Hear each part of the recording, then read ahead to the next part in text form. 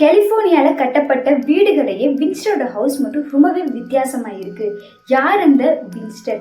அமெரிக்காவில் இருக்கிற Windsor mystery ஹவுஸில் பல்லாயிரக்கணக்கான ஆவிகளை ஏன் அடைச்சி வச்சுருக்காங்கன்ற ஒரு ரியல் ஹாரர் இன்சிடெண்ட்டை தான் இந்த வீடியோவில் நம்ம பார்க்க போகிறோம். அதுக்கு முன்னாடி நம்ம சேனலை சப்ஸ்கிரைப் பண்ணாதவங்க சப்ஸ்கிரைப் பண்ணிக்கோங்க, கூட அந்த பெல் ஐக்கானை கிளிக் பண்ணிக்கோங்க. வாங்க வீடியோக்குள்ளே போகலாம். 80s தான் இந்த கதை ஆரம்பிக்குது. வின்ஸ்டர்ன்ற ஒருத்தவர் துப்பாக்கி மேனுஃபேக்சர் பண்ணுற கம்பெனியை நடத்திட்டு வராங்க. அவங்க மேனுஃபேக்சர் பண்ண துப்பாக்கி அந்த காலகட்டத்தில் ரொம்ப பாப்புலராக சேல் ஆகுது. அதனால் அந்த காலகட்டத்தில் வின்ஸ்டர் ஒரு மிக சிறந்த பணக்காரராகவும் இருக்கார். இவருக்கு வில்லியம் வின்ஸ்டர்ன்ற ஒரு பையனும் இருக்காங்க. இந்த பையன் தான் இந்த கதையோட முக்கியமான கதாபாத்திரமாக இருக்கார். இவர் சாரா பெரைட் அப்படின்ற ஒரு அமெரிக்கன் லேடியை 1862 கல்யாணம் பண்ணுறாங்க. இவங்க ரெண்டு பேத்துக்கும் குழந்தையும் பிறக்குது, ஒரு பெண் குழந்தை பிறக்குது. அந்த குழந்தை பேர் தான் ஆனி. இவங்களோட பிஸ்னஸும் ரொம்பவே நல்லா போயிட்டு இருக்கு. அதே நேரத்தில் இவங்களுக்கு குழந்தை பிறந்த சந்தோஷம் இது மாதிரி ரொம்ப சந்தோஷமாக போயிட்டு இருந்திருக்கு. ஆனால் இவங்களோட சந்தோஷம் ரொம்ப நாள் நீடிக்கலை. ஏன்னா ஆனி வின்ஸ்டர் அப்படின்ற அந்த கை குழந்தை கொஞ்ச நாள்லேயே மராஸ்மஸ்ன்ற கொடிய நோயினால் இறந்து போயிடுச்சு. அதனால சாரா வின்ஸ்டர், வில்லியம் வின்ஸ்டர் ரொம்பவே மனசு உடைஞ்சு போகிறாங்க.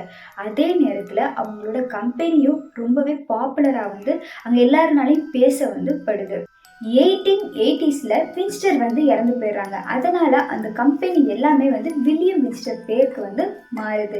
அந்த காலகட்டத்தில் அவங்க மேனுஃபேக்சர் பண்ண துப்பாக்கி ரொம்பவே பாப்புலராக இருக்குது. அதே நேரத்தில் அந்த துப்பாக்கி எல்லாமே உலக போர்களெல்லாம் பயன்படுத்துகிறாங்க. அந்த அளவுக்கு அந்த துப்பாக்கி ரொம்பவே பாப்புலராகவும் இருக்குது, ரொம்பவே வலிமையாகவும் இருக்குது.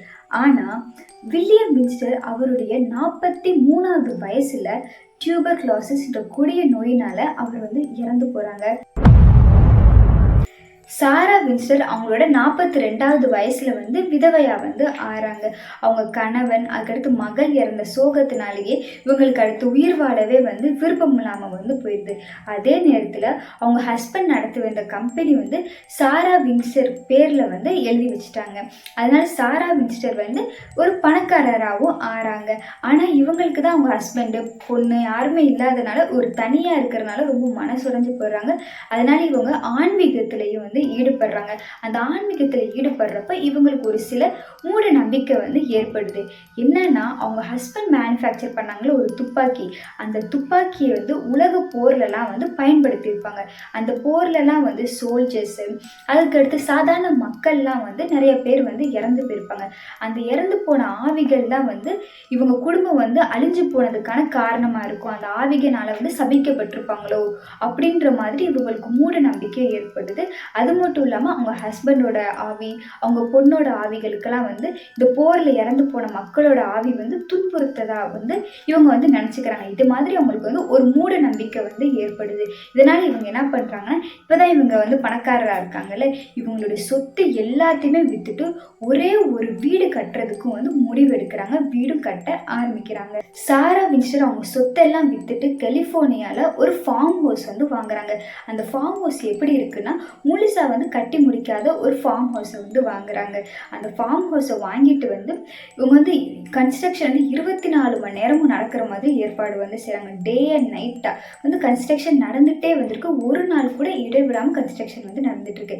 அந்த வீடோட கன்ஸ்ட்ரக்ஷன்ஸ் எப்படி இருக்குன்னா, படியெல்லாம் இருக்குல்ல, அந்த படியெல்லாம் சீலிங் வரை இருக்கிற மாதிரி, கதவு ஜன்னல்லாம் மாறி மாறி இருக்கிற மாதிரி, அப்புறம் எல்லா செவத்துலேயும் செவர் இருக்கிறதுக்கு பதிலாக கதவு இருக்கிற மாதிரி, இந்த மாதிரி வித்தியாசமாக கட்டியிருக்காங்க. அதே மாதிரி அந்த வீட்டில் இருக்கிற அறைகள் நிறைய ரூம் இருக்குல்ல, அந்த ஒவ்வொரு ரூமில் இருக்கிற ஜன்னலில் 13 கம்பி இருக்கிற மாதிரி, அந்த வீட்டில் இருக்கிற கேண்டில்ஸை ஒரு கேண்டில் வைக்க 13 ஸ்டாண்ட் இருக்கிற மாதிரி, அப்புறம் 13 பாத்ரூம் இருக்கிற மாதிரி, இந்த மாதிரி 13ன்ற நம்பரை குறிக்கிற மாதிரி நிறைய விஷயங்களை அந்த வீட்டில் கன்ஸ்ட்ரக்ட் பண்ணியிருக்காங்களாம். இந்த மாதிரி எதுக்கு டிஃப்ரெண்ட்டாக கன்ஸ்ட்ரக்ட் பண்ணியிருக்காங்கன்னா, இவங்க ஹஸ்பண்டோட கம்பெனியில் ஒரு துப்பாக்கி மேனுஃபேக்சர் பண்ணியிருப்பாங்கல்ல, அந்த துப்பாக்கியால் போரில் பயன்படுத்தியிருப்பாங்க. அந்த போரில் நிறைய மக்கள் இறந்து போயிருப்பாங்க.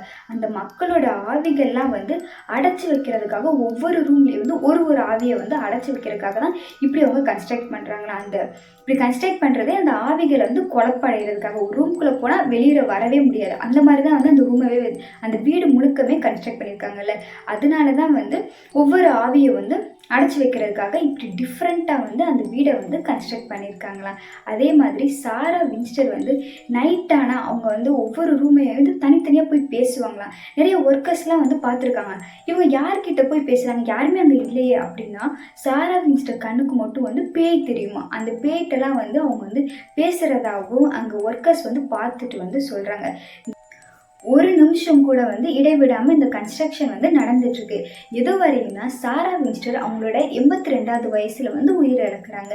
அப்போ தான் 38 வருஷமாக நடந்த கன்ஸ்ட்ரக்ஷன் வந்து முடிவடையுது.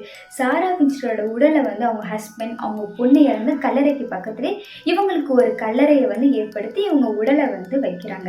இப்படி சாரா வின்ஸ்டரை பற்றியும் அவங்க கட்டின வீடை பற்றியும் அந்த ஊரை சுற்றி வந்து நிறைய பேர் வந்து பேசுகிறாங்க. நிறைய பேசும் பொருளாக வந்து ஆகுது. சாரா வின்ஸ்டர் அவங்க இறந்த 6 மாதத்துக்கு அப்புறம் அமெரிக்கன் கவர்மெண்ட் இந்த வின்ஸ்டர் மிஸ்ட்ரி ஹவுஸை ஒரு டூரிஸ்ட் ஸ்பாட்டாகவும் வந்து ஆக்கிட்டாங்க. அந்த மிஸ்ட்ரி ஹவுஸ்க்கு விசிட் பண்ண மக்கள் என்ன சொல்கிறாங்கன்னா, அங்கே ஒயிட் ட்ரெஸ் போட்டு சாரா வின்ஸ்டரை நம்ம கண்ணில் பார்க்க முடியும்னு வந்து சொல்கிறாங்க. அப்புறம் 80s 90sல வாழ்கிற மக்கள் மாதிரி ட்ரெஸ்ஸு போட்டு நிறைய ஒர்க்கர்ஸ் இருப்பாங்க அப்படின்னு வந்து சொல்கிறாங்க.